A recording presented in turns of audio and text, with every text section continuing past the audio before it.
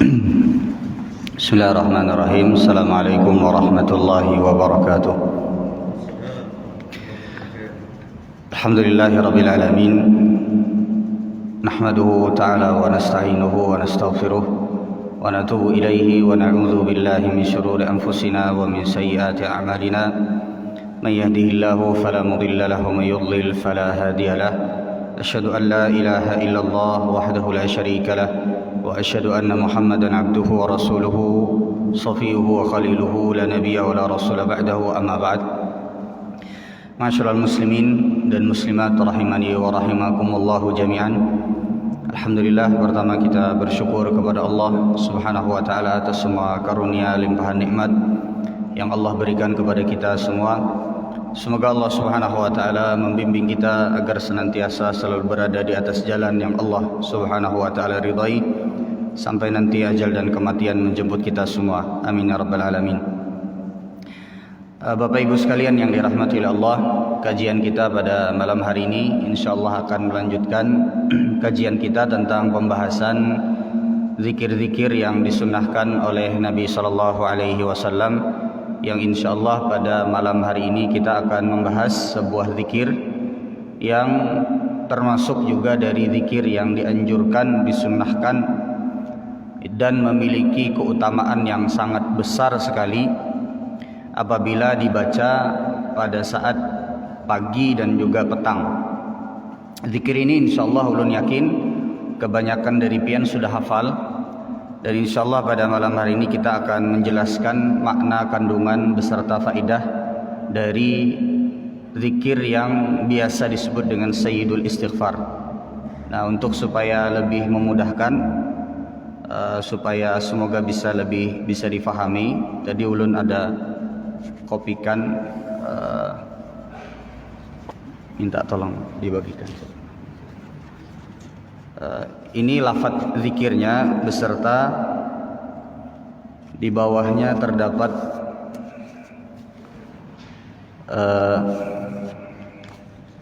kalau pengen lihat di kertas tersebut ada lafaz bahasa Arabnya. Bagi yang sudah terbiasa membaca dengan tulisan bahasa Arab bisa membaca yang paling atas. Tapi bila yang masih belum terlalu terbiasa dengan tulisan bahasa Arab, maka di tulisan yang berwarna kuning itu adalah tulisan yang bisa pian gunakan untuk membaca dan ditulis dengan huruf Latin.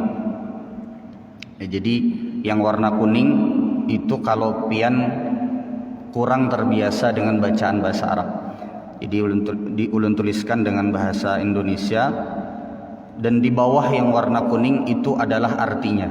Di bawah yang warna kuning itu adalah artinya. Insyaallah malam hari ini kita akan membahas tentang beberapa hal, faidah-faidah dan juga makna yang terkandung dari zikir yang disebut sebagai Sayyidul Istighfar atau lafaz istighfar terbaik. Sebenarnya kalau kita berbicara tentang lafaz istighfar, maka ada banyak sekali lafaz istighfar yang disebutkan di dalam hadis-hadis yang sahih. Bahkan di dalam Al-Quran pun juga ada disebutkan beberapa lafaz istighfar. Di antaranya adalah La ilaha illa anta subhanaka inni kuntu minadh dhalimin. Ini termasuk dari istighfar yang paling utama. Tapi di antara semua lafaz istighfar, maka yang paling utama adalah lafaz istighfar yang disebut dengan Sayyidul Istighfar, yang tulisannya ada di hadapan pian semua saat ini. Ulun akan bacakan dahulu, kemudian kita akan jelaskan makna beserta kandungannya. Ini kalau bisa Bapak Ibu sekalian yang dirahmati Allah, kita sebagai seorang muslim, seorang mukmin, kalau bisa kita hafal doa yang disebut dengan Sayyidul Istighfar atau istighfar terbaik ini. Kalau pian belum hafal, bisa ditempel mungkin di dinding atau di mana di tempat yang pian biasa duduk. Kemudian kalau pian lihat mungkin bisa pian baca istighfar tersebut. Ya. Ulun akan bacakan terlebih dahulu, jadi supaya pian ingat, supaya jangan sampai salah jua harakatnya, supaya jangan sampai salah jua bacaannya. Karena sebagian dari kita biasanya baca doa kemudian salah mengucapkannya sehingga maknanya jauh dari doa atau kandungan yang diharapkan dari doa tersebut. Baik, ulun akan mulai dari bahasa Arabnya terlebih dahulu. Allahumma anta rabbi la ilaha illa anta khalaqtani wa ana abduka wa ana ala ahdika wa wa'dika mastata'tu a'udzu bika min syarri ma sana'tu abu'u laka bi ni'matika alayya wa abu'u bi dhanbi faghfir li fa innahu la yaghfiru dzunuba illa anta.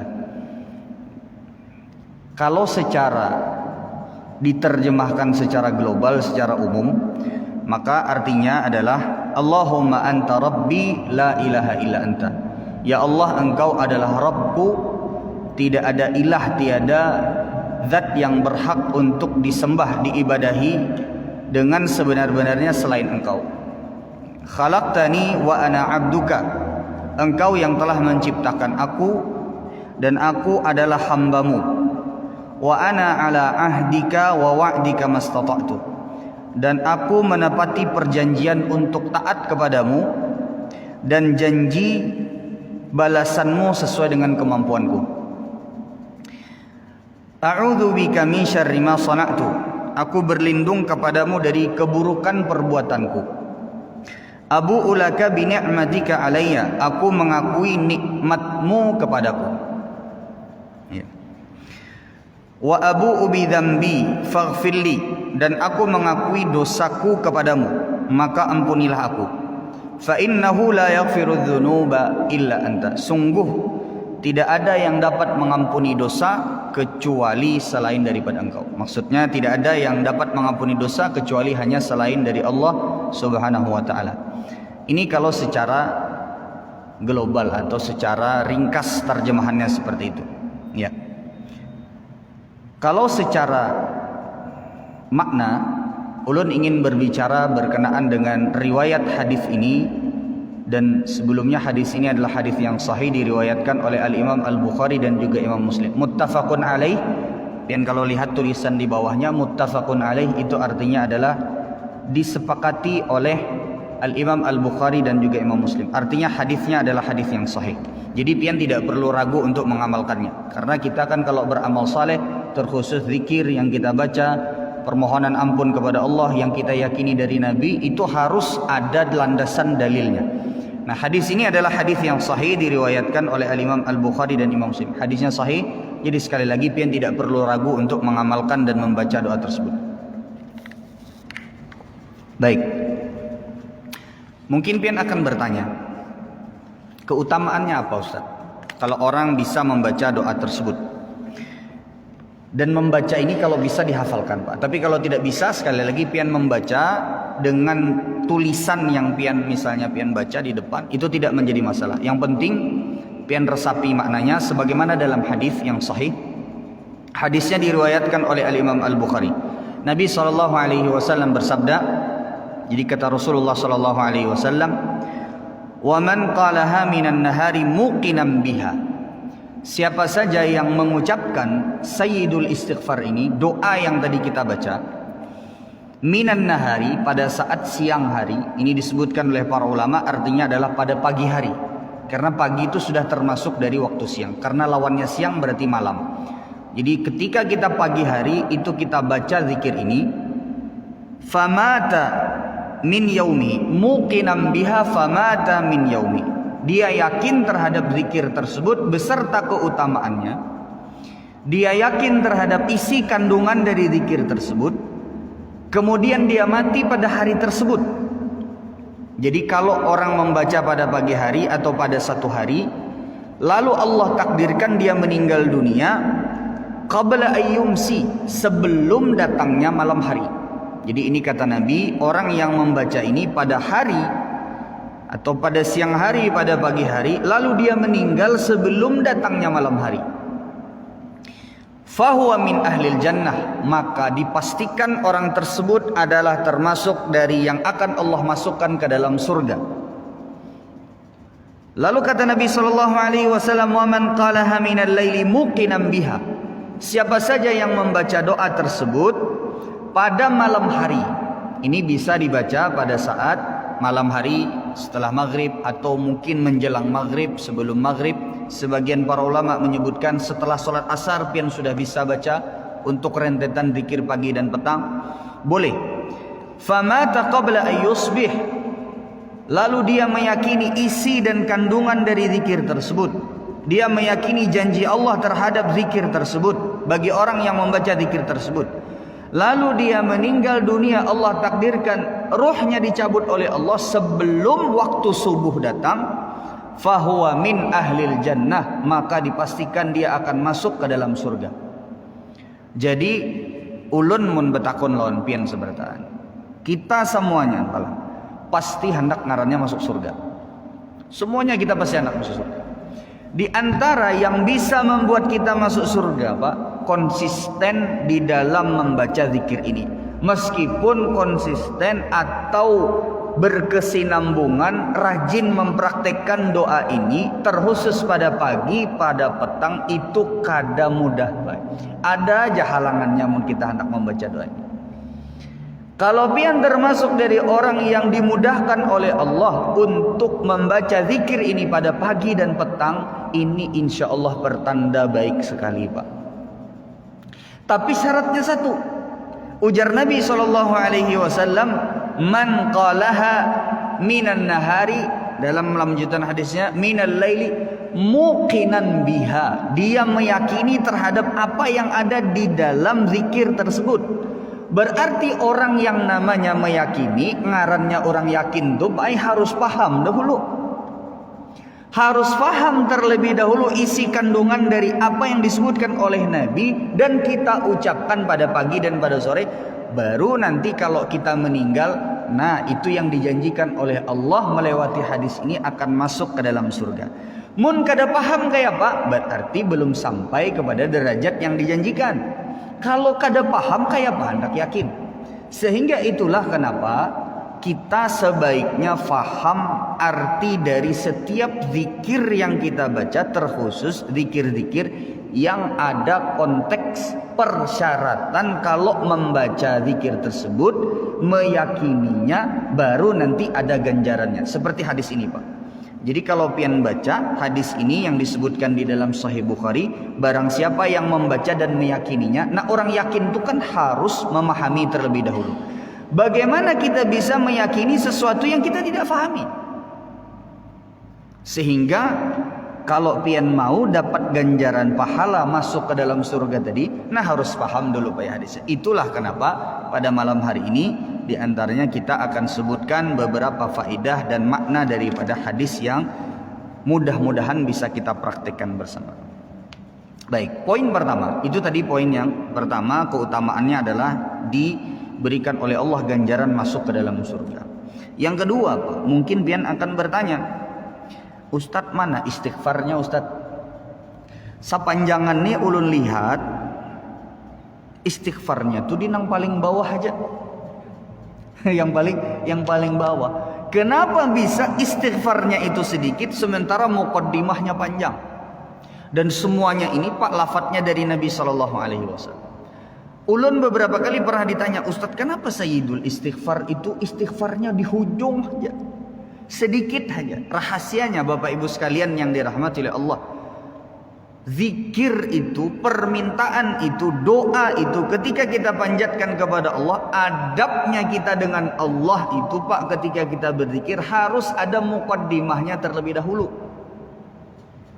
Misal seperti kita memuji Allah. Kalau istighfar berarti kita mengakui dosa yang kita lakukan, Pak. Memuji Allah, dalam sebahagian riwayat yang disebutkan bersalawat ke atas Nabi SAW. Bahkan Ibnul Qayyim menyebutkan bahwa di antara tuntunan berdoa kepada Allah itu salawatnya itu di awal, di tengah dan di akhir. Tapi salawat yang diajarkan oleh Nabi SAW. Jadi bukan salawat yang misalnya diada-adakan sampai misalnya ada lafaz yang menyalahi, yang bahkan Nabi sendiri pun tidak suka apabila dipuji sedemikian rupa. Nah, Kenapa sampai zikir ini mendapatkan predikat sayyidul istighfar, mendapatkan predikat sebagai istighfar yang paling baik, yang paling utama? Itu disebabkan karena muqaddimahnya yang luar biasa, Pak. Sebelum beristighfar kepada Allah, ada muqaddimah terlebih dahulu. Nah, isi muqaddimah tersebut yang kalau seandainya kita fahami, Pak, itu luar biasa sekali. Kalau seandainya kita yakini, nah ini tadi yang akan mendapatkan ganjaran surga dari Allah Subhanahu wa taala. Pian aja palah kita aja. Kalau seandainya hendak ada keperluan dengan orang, misal pian hendak berhutang duit, maulah pian bekatuk lawang langsung dibukai orang, aku minjam duit. Pasti ada muqaddimah terlebih, salam terlebih, dan ini adab seorang muslim.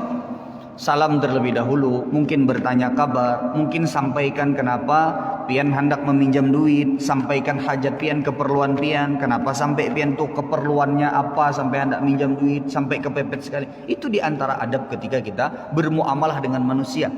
Apalagi kalau seandainya adab tersebut adalah bermuamalah dengan Allah, kita hendak meminta ampun lawan Allah nih. Nah, disitulah kenapa dibutuhkan muqaddimah terlebih dahulu. Nah, muqaddimahnya Bapak Ibu sekalian yang dirahmati oleh Allah Subhanahu wa taala, ini isinya kalau dilihat dari yang paling terakhir dari lafaz ini, istighfarnya itu cuman faghfirli fa innahu la yaghfiru dzunuba illa anta. Dari sekian banyak lafaz ini yang panjang ini, Pak, cuman sekedar faghfirli fa innahu la yaghfiru dzunuba illa anta. Sebelum kita membahas muqaddimahnya atau sebelum kita membahas isi daripada kandungan ini, zikir ini disunnahkan dibaca pagi satu kali, Pak, petang satu kali. Ulun ulangi, pagi satu kali, petang satu kali. Atau kalau pian mau malam habis maghrib boleh. Atau kalau pian mau habis isya juga boleh. Jadi ulun ulangi, sunnahnya dibaca kalau pian kaitannya dengan zikir pagi dan petang, maka pagi satu kali, petang satu kali. Itu sunnahnya, Pak. Kalau di luar itu bolehlah dibaca, Ustaz? Boleh. Bolehlah dibaca lebih dari satu kali. Kalau pian konteksnya zikirnya pagi dan petang, maka dibacanya cuma satu kali.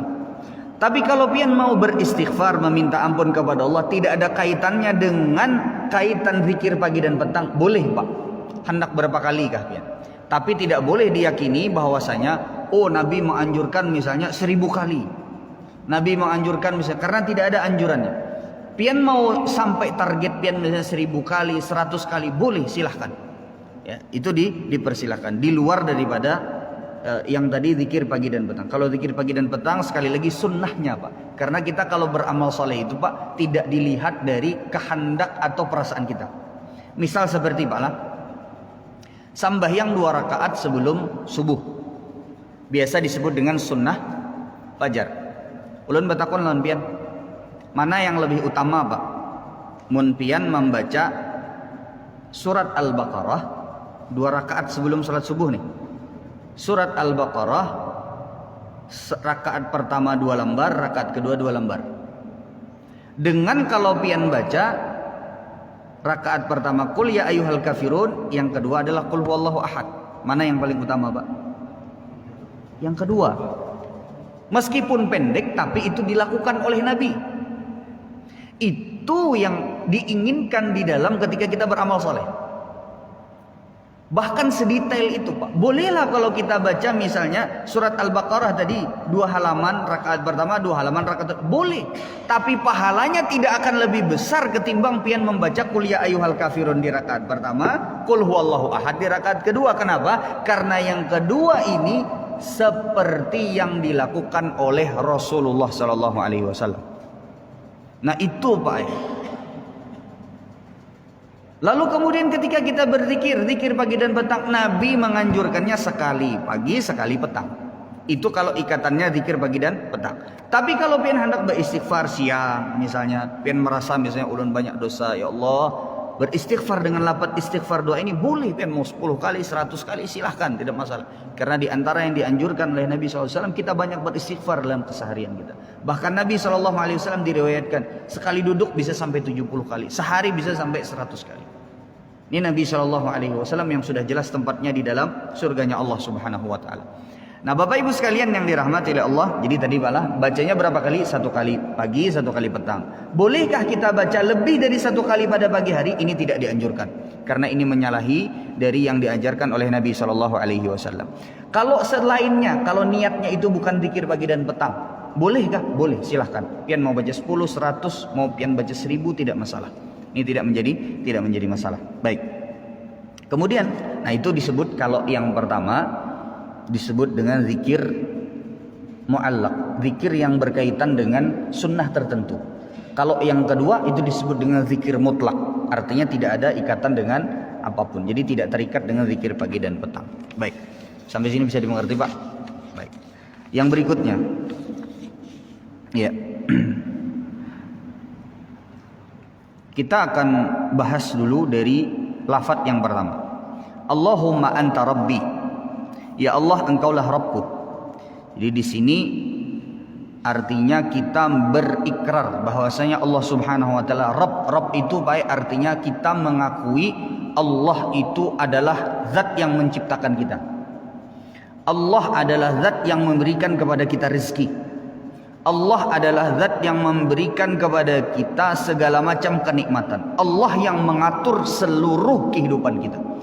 Dan tidak ada yang bisa mengatur seluruh kehidupan kita, baik itu takdir kita, memberikan rezeki kepada kita, atau menghidupkan kita, mematikan kita, kecuali hanya Allah. Ini disebut dengan tauhid rububiyah, yang berkaitan dengan Allah yang menciptakan, Allah yang mengatur segala macam apa yang ada di bumi, termasuk kehidupan kita.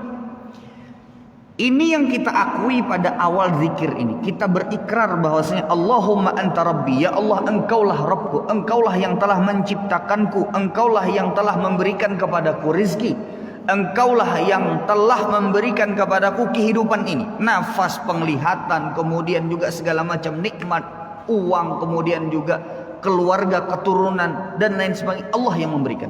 Ini harus diyakini, Pak. Jadi kada boleh kalau kita membaca zikir ini, kemudian tapi misalnya kita masih meyakini, oh ada yang bisa mengatur seluruh alam semesta ini selain daripada Allah. Oh ada yang bisa memberikan rezeki selain daripada Allah. Nah ini kada masuk Pak. Kada kawa tadi nang pian dapat hendak surga tadi balasannya dari Allah Subhanahu wa taala. Jadi konsekuensinya itu panjang Pak di antara zikir. Allahumma anta rabbi, keyakinan yang betul-betul tidak ada satupun zat yang menyamai Allah dalam masalah menciptakan, mematikan, memberikan rezeki dan mengatur seluruh kehidupan ini, Pak. Itu wajib kita yakini. La ilaha illa anta khalaqtani. Tidak ada zat yang berhak untuk disembah, diberikan peribadatan kecuali hanya Allah. Kenapa Pak? Kok sampai hanya Allah saja yang berhak untuk kita menyembah kepadanya? Kenapa? Jawabannya khalaqtani, karena engkaulah yang telah menciptakanku. Jadi Pak Ai, dahulu Bapak Ibu sekalian yang dirahmati oleh Allah Subhanahu wa taala, orang-orang musyrikin itu datang kepada Nabi Muhammad sallallahu alaihi wasallam. Kata mereka, "Ya Muhammad, unsub lana rabbaka." Wahai Muhammad, coba sebutkan nasab Tuhanmu. Coba sebutkan sifat-sifat Tuhanmu. Maka menjawab pertanyaan mereka ini, Pak, Allah Subhanahu wa taala turunkan surat Al-Ikhlas. Qul huwallahu ahad. Katakanlah bahwasanya Allah itu satu. Allahus samad. Allah adalah zat yang kita bergantung kepadanya. Kita semua makhluk membutuhkan kepada Allah, dan Allah tidak pernah membutuhkan kepada makhluk. Lam yalid wa lam yulad. Allah tidak melahirkan dan juga tidak dilahirkan. Walam yakul lahu kufuwan ahad. Dan Allah tidak ada satupun yang setara dengan Allah Subhanahu wa taala. Jadi di dalam ayat tersebut Pak, Allah Subhanahu wa taala, kalau bahasa kitanya Allah menyebutkan syarat untuk menjadi Tuhan yang disembah. Di dalam surat Al-Ikhlas supaya Allah menyebutkan syarat bila ada yang hendak menjadi Tuhan itu kayak Pak. Qul huwallahu ahad, Allah itu satu, Pak. Jadi munnya berbilang lebih dari satu berarti lain Tuhan. Terkawa, Pak. Qul huwallahu ahad, Allahus samad, Allah yang dibutuhkan oleh seluruh makhluknya, karena Allah yang menciptakan, karena Allah subhanahu wa ta'ala yang memberikan rezeki.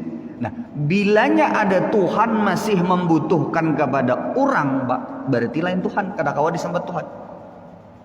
Bila ada Tuhan masih membutuhkan kepada dipahat, masih membutuhkan kepada diukir, masih membutuhkan kepada dibangun, masih membutuhkan kepada misalnya pertolongan dibawa, diangkut, berarti lain Tuhan, karena dia masih membutuhkan kepada orang.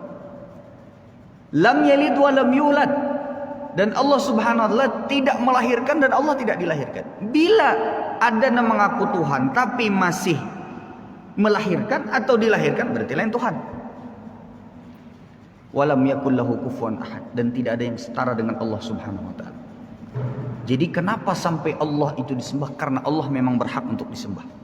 Di antaranya adalah karena Allah subhanahu wa ta'ala yang menciptakan kita semua, dan Allah memiliki sifat-sifat yang terdapat dalam surat Al-Ikhlas. Dan surat Al-Ikhlas itu adalah tantangan bagi orang-orang musyrikin. Seluruh musyrikin yang menyembah kepada selain Allah, bisa enggak Tuhan mereka itu seperti yang disebutkan oleh Allah dalam surat Al-Ikhlas? Ada nangkawanya, Pak. Siapa Tuhan yang kau menciptakan selain daripada Allah? Kada kawa, Pak. Ustadz, inya kau menciptakan mobil, bahannya mobil itu dari mana? Inya kau baulah meja, Ustadz, kayu nang inya ulah gasan meja itu nah dari mana? Semua dari ciptaan Allah. Perbedaannya adalah ciptaan Allah itu dari tidak ada menjadi ada. Kalau penciptaan manusia itu, Pak, kita nih naba ulah dari yang ada dirubah bentuknya kepada bentuk yang lain. Itu nang kita sambat mencipta. Tentu saja berbeda dengan penciptaannya yang dilakukan oleh Allah subhanahu wa ta'ala. Jadi kalau kita ditanya kenapa sampai kita harus beribadah hanya kepada Allah, tadi di sini kan disebutkan la ilaha illa anta, tidak ada zat yang berhak untuk disembah kecuali hanya Engkau ya Allah. Kenapa? Khalaqtani, karena Engkaulah ya Allah yang telah menciptakanku, mengatur seluruh kehidupanku, dan Engkaulah zat yang berhak untuk disembah. Tidak ada zat yang berhak disembah selain daripada Allah subhanahu wa ta'ala. Karena kadang-kadang mencukupi syaratnya Pak untuk jadi Tuhan, kecuali hanya Allah subhanahu wa ta'ala saja, yang disebutkan oleh Allah subhanahu wa ta'ala dalam surat Al-Ikhlas. Baik. La ilaha illa anta khalaqtani, tidak ada zat yang berhak untuk disembah kecuali hanya Engkau ya Allah, khalaqtani, karena Engkaulah yang telah menciptakanku. Wa ana abduka, dan aku adalah hambamu. Nah, kalau berbicara tentang abdun bala hamba, itu kita melihat bahwasanya biasanya kalau lafadz hamba itu, Pak, biasanya mungkin ini konotasinya negatif. Tapi kalau di dalam masalah penghambaan diri kepada Allah itu selalu positif, Pak. Mun pian disambat orang, ikam ni hambanya si fulan, pasti pian sarik. Tapi kalau pian disambat ikam ni adalah hamba Allah, sarikah kata pian, Pak? Kada, itu termasuk sebuah pujian. Itulah kenapa Allah subhanahu wa ta'ala menyebutkan Nabi SAW dalam surat Al-Isra, subhanalladzi asra bi'abdihi laylan minal masjidil harami ilal masjidil aqsa. Maha suci Allah yang telah memperjalankan hambanya. Isra Mi'raj itu kan kejadian yang luar biasa, Pak. Allah menyebutkan dalam konteks Isra Mi'raj yang luar biasa itu Rasulullah sebagai seorang hamba. Ini menunjukkan bahwasanya hamba itu, abdun itu, apabila dinisbatkan kepada Allah, maka itu sebuah kemuliaan. Kita semua ingin menjadi hamba Allah, karena hamba Allah lah yang nanti akan menghuni surganya Allah. Selain daripada hamba Allah, cari surga seorang hati, karena surganya Allah itu hanyalah untuk hamba-hambanya Allah subhanahu wa ta'ala. Nah, makanya kita ini, Pak, kalau pian melihat dari kata hamba itu, mun pian melihat ada sebuah hadis yang menyatakan jar Nabi SAW, ahabbul asma'i ilallahi Abdullahi wa Abdurrahman. Makanya nama yang paling dicintai Pak oleh Allah, yang paling disukai oleh Allah itu dua, Abdullah lawan Abdurrahman. Dua tuh, Pak. mun ngaran paling disukai dicintai oleh Allah itu dua, Abdullah, Abdurrahman, kedua-duanya memakai kalimat abdun di mukanya. Dan kita harus hati-hati kalau menggunakan kalimat abdun di depan, harus dinisbatkan kepada nama Allah. Misalnya Abdullah, Abdurrahman, atau misalnya Abdurrahim, itu boleh Pak. Tapi kalau misalnya Abdu Fulan, nah itu kada boleh. Namanya misalnya Abdu siapa dinisbatkan kepada nama orang, atau Abdu siapa dinisbatkan kepada nama tempat, ini kada boleh. Nah, jadi kalau Abdullah itu adalah sebuah kemuliaan. Makanya nama yang paling dicintai oleh Allah adalah yang depannya ada Abdullahnya, ada Abdurrahman. Ada Abdunya di depan, Abdullah, ada Abdurrahman. Kalau hamba yang lain kayak Pak Ustaz, nah ini yang kata Nabi SAW, selain daripada penghambaan kepada Allah, ini rugi Pak. Makanya Nabi SAW, apalagi hambanya hamba dunia.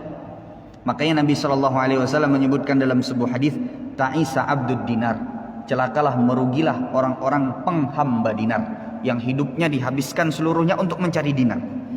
Wa ta'isa abdud dirham, dan celakalah, merugilah orang-orang yang kehidupannya dihabiskan untuk mencari dirham. Ta'isa abdul khamisah, ta'isa abdul khamilah, in u'tiya radi wa illam yu'ta sakhib. Dan rugilah, celakalah bagi mereka penghamba khamisah dan khamilah. Ini jenis pakaian baik, terbuat dari semacam seperti wol dan juga sutra. Jadi pakaian mewah yang pada saat itu, pada zamannya itu adalah mewah. Jadi mereka yang mencari harta, menjadi hamba dunia, budak dunia, ini merugi, celaka kata Nabi SAW. Tapi tidak dengan penghambaan kepada Allah. Selalu ujungnya pasti untung bila menjadi hamba Allah Subhanahu wa ta'ala. Ya. Kemudian selanjutnya, ya, wa ana ala ahdika wa wa'dika mastata'tu. Dan ulun ya Allah, hambamu ini ya Allah, selalu akan berusaha menepati janji dan menepati, mempercayai, mengimani seluruh yang engkau janjikan. Jadi secara umum Pak, kita ini ketika masih di dalam rahim, ketika masih kita ini belum lahir Pak, kita semua itu terikat perjanjian dengan Allah. Kita semua Pak, termasuk orang-orang yang tidak beriman, itu semua terikat perjanjian dengan Allah. Karena pada dasarnya semua orang yang lahir itu dilahirkan di atas fitrah. Makanya dalam hadis, fa'abawahu yuhawidanihi au yunassiranihi au yumajjisanihi, kullu mauludin yuladu ala fitrah. Setiap yang lahir itu lahir di atas fitrah, di atas agama Allah. Nanti yang membentuknya itu adalah abahnya, lawan mamanya. Bila abahnya lawan mamanya itu menjadikan inya, ujar Nabi, Nasrani, maka akan jadi Nasrani. Bila abah mamanya itu menjadikan Yahudi, maka jadi Yahudi. Bila abah mamanya menjadikan orang Majusi, maka akan menjadi Majusi. Semua dari kita Pak terikat perjanjian dengan Allah. Dalam sebuah hadis disebutkan, hadis ini diriwayatkan oleh Al-Imam At-Tirmidzi dan juga Abu Daud. Kata Nabi SAW, Inna Allah khalaqa Adam, sesungguhnya Allah menciptakan Adam. Thumma masaha dhahrahu biyamin, lalu Allah Subhanahu wa ta'ala fastakhraja minhu dzurriyyah, Allah mengeluarkan keturunan dari Adam. Faqala khalaqtu haula'i lil jannah, lalu keturunan yang dikeluarkan dari Nabi Adam tersebut, kata Allah Subhanahu wa ta'ala, ini orang-orang yang dikeluarkan ini si fulan sudah disebutkan, aku ciptakan akan masuk nanti ke dalam surga. Bi amali ahlil jannati ya'malun, dengan amalan ahli surga nanti mereka akan beramal saleh. Thumma masaha dhahrahu fastakhraja minhu dzurriyyah, lalu kemudian Allah Subhanahu wa ta'ala keluarkan lagi keturunan dari Nabi Adam.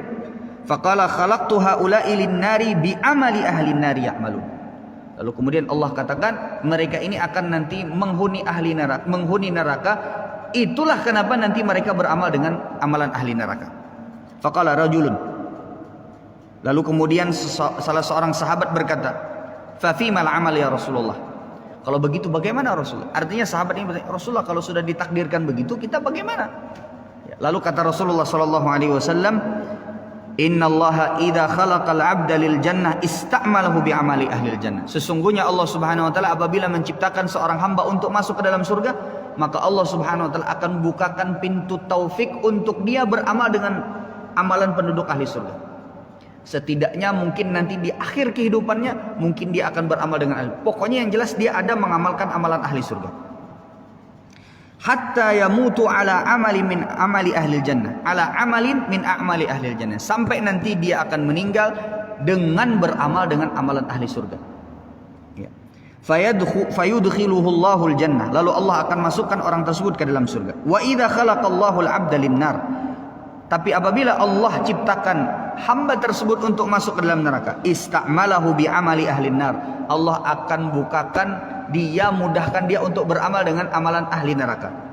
Hatta yamuta ala amalin min a'mali ahli nar fayudkhiluhu Allahun nar, sampai dia nanti akan meninggal dengan amalan penduduk neraka. Yang terakhir digawinya itu amalan penduduk neraka, maksiat.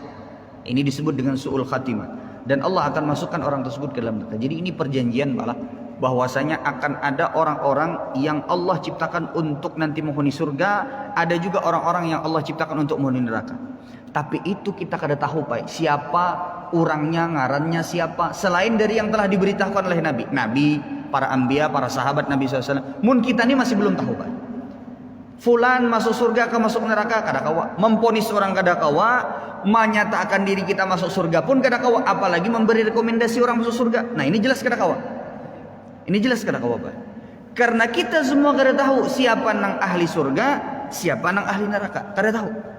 Yang bisa kata Nabi SAW itu orang yang akan menghuni surga, Allah akan mudahkan dia beramal dengan amalan ahli surga. Pian kawa Pak, kita semuanya kawa mencek diri kita nih. Kira-kira nah selawas ini nah, berapa puluh tahun nang kita diberikan kehidupan nih, mana nang lebih mudah? Kira-kira lebih mudah kita melakukan pahala atau melakukan dosa? Bilanya pian lebih mudah melakukan perbuatan pahala, taat kepada Allah, maka bersyukur, jangan sombong, jangan ujub, usahakan terus dipertahankan, minta kepada Allah untuk istiqomah. Bila sampai saat ini ternyata nang lebih mudah toh Pak berbuat maksiat, ada aja jalannya bila hendak berbuat maksiat tuh.